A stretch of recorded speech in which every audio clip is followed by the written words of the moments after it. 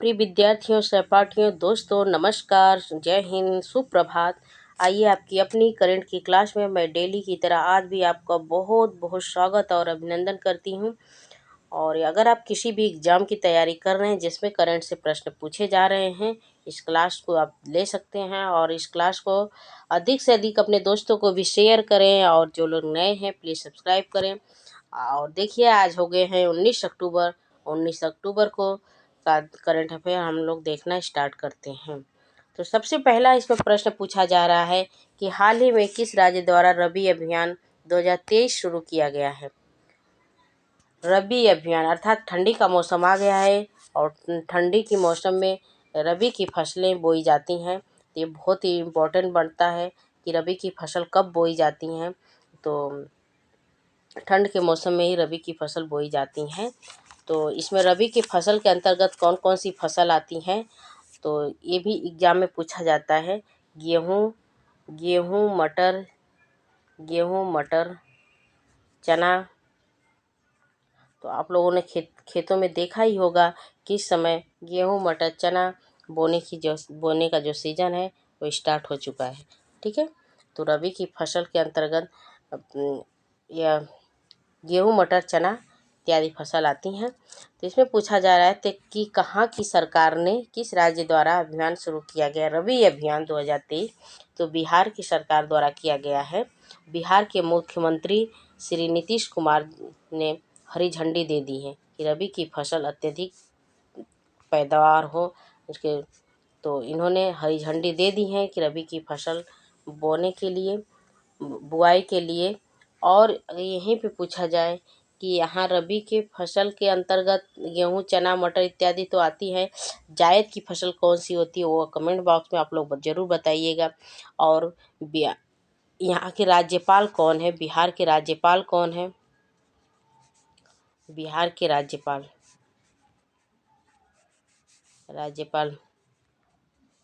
तो बिहार के राज्यपाल जो हैं ये हैं राजेंद्र विश्वनाथ आलेरकर। इसको ज़रूर आप लोग लिखिए, राजेंद्र विश्वनाथ आलेरकर। ठीक है, राज्यपालों से भी प्रश्न बनते हैं। तो बिहार के जो मुख्यमंत्री है नीतीश कुमार, राज्यपाल जो है राजेंद्र कुमार विश्वनाथ आलेरकर जी हैं। और ये भी पूछा जाए कि बिहार में कौन सी नदी प्रवाहित होती है, तो बिहार में सोन नदी है। बिहार में सोन नदी जो कि दक्षिण से आकर गंगा में मिलती है। प्रश्न ये भी पूछा जाता है कि दक्षिण से आकर कौन सी नदी गंगा में मिलती है, तो दक्षिण से आकर सोन नदी दक्षिण से आकर सोन नदी गंगा में मिलती है। ठीक है, एकमात्र ये नदी है जो दक्षिण से आकर गंगा में मिलती है, इसलिए इम्पोर्टेंट है, प्रश्न बनता है।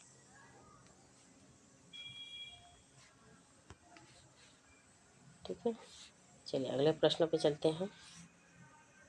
एक मिनट।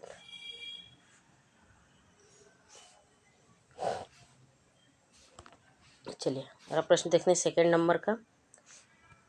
किस महिला हॉकी एशियन चैंपियनशिप ट्रॉफी 2023 का आयोजन किस राज्य में किया जाएगा। पूछा जा रहा है कि महिला हॉकी चैंपियन ट्रॉफी 2023 का आयोजन हुआ नहीं है, होने वाला है। और किस राज्य में होने वाला है, तो झारखंड में होने वाला है। ठीक है, झारखंड की राजधानी कहाँ है, तो रांची है। झारखंड की राजधानी रांची है। और यहाँ के मुख्यमंत्री कौन है झारखंड के, तो हेमंत सोरेन जी यहाँ के मुख्यमंत्री हैं। हेमंत सोरेन जी। ठीक है, हेमंत सोरेन जी यहाँ के मुख्यमंत्री हैं। और वही भी प्रश्न बने कि यहाँ के राज्यपाल कौन है, तो श्री पी राधाकृष्णन श्री पी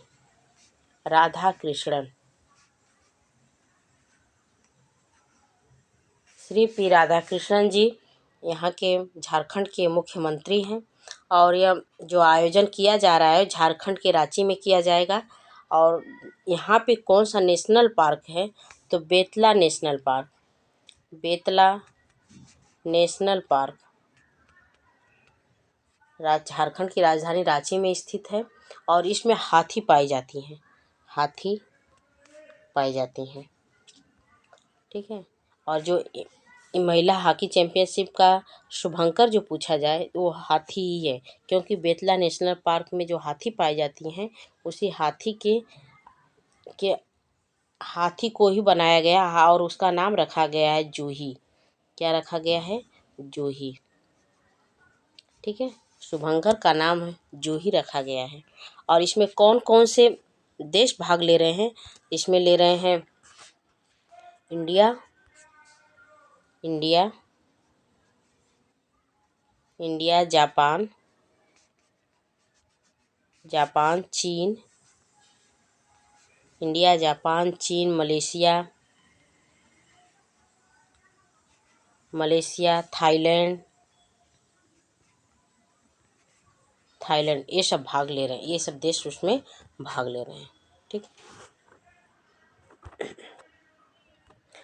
प्रसिद्ध क्रिकेटर एलिस्टर कुक ने अंतर्राष्ट्रीय क्रिकेट से संन्यास की घोषणा किए हुए किस देश से संबंधित हैं? तो वह इंग्लैंड से हैं। इन्होंने संन्यास से घोषणा कर दी है, संन्यास लेने की घोषणा कर चुके हैं इन्होंने।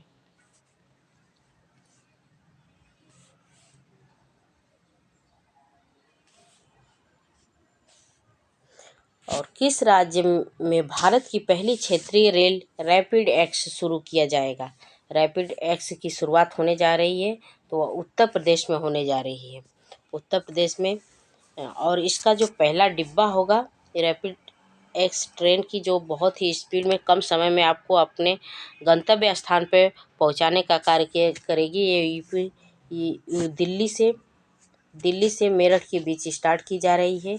दिल्ली से मेरठ, ठीक है। और यह इसमें जो इस ट्रेन का जो पहला डिब्बा होगा, यह डिब्बा स्त्रियों के लिए होगा, ठीक है। महिलाओं के लिए रिजर्व रहेगा, सॉरी, यह महिलाओं के लिए रिजर्व रहेगा। गर्ल्स के लिए, अगर लड़कियों के लिए यह रिजर्व रहेगा, ठीक है।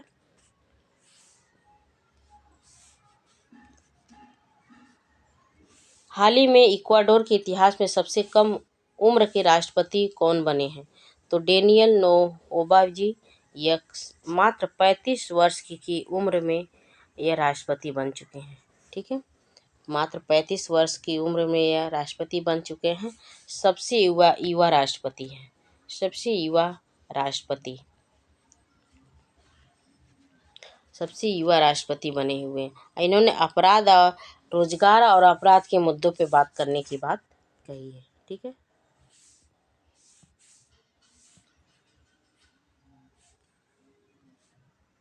हाल ही में पीएम मोदी ने इसरो को कब तक स्वदेशी अंतरिक्ष स्टेशन स्थापित करने का लक्ष्य दिया है? तो 2035 तक स्वदेशी अंतरिक्ष स्टेशन स्थापित करने का लक्ष्य दिया गया है। और मोदी जी ने 2 टारगेट रखे हैं। 2 टारगेट रखे हैं। पहला है अंतरिक्ष स्टेशन स्थापित करना, और 2040 तक 2040 तक 2040 तक चांद पर मनुष्य भेजना। चांद पर मनुष्य भेजना। इन्होंने 2 टारगेट इसरो को दिए हैं। सबसे पहला खुद का अपना एक अंतरिक्ष में अपना खुद का स्टेशन हो, और 2040 तक मनुष्य को चांद पे भेजना, ठीक है। तो अंतरिक्ष केंद्रों का कुछ है, जैसे भारत के अंतरिक्ष का नाम है इसरो, अमेरिका के हैं नासा, अमेरिका के हैं NASA, NASA America, America, ISRO, ISRO Bharat, Bharat, और जापान का जाक्सा, जापान का है जाक्सा, ठीक है। और रूस का रास्दामांस, ठीक है। और पाकिस्तान का है पाक्सा। इस प्रकार से इस अंतरिक्ष केंद्रों के नाम हैं। फिर आज के इतने ही मोस्ट इम्पॉर्टेंट करंट अफेयर्स हम लोगों ने देखे, जो कि बहुत बहुत अत्यधिक महत्वपूर्ण हैं और आपके किसी भी एग्ज़ाम के लिए भी बहुत ही महत्वपूर्ण है। तो इस क्लास को देखिए और अधिक से अधिक शेयर करिए और अपने दोस्तों को भी सब्सक्राइब करें और सब्सक्राइब करवाएं। चलिए मिलते हैं अगले क्लास में, तब तक के लिए धन्यवाद, नमस्कार, जय हिंद।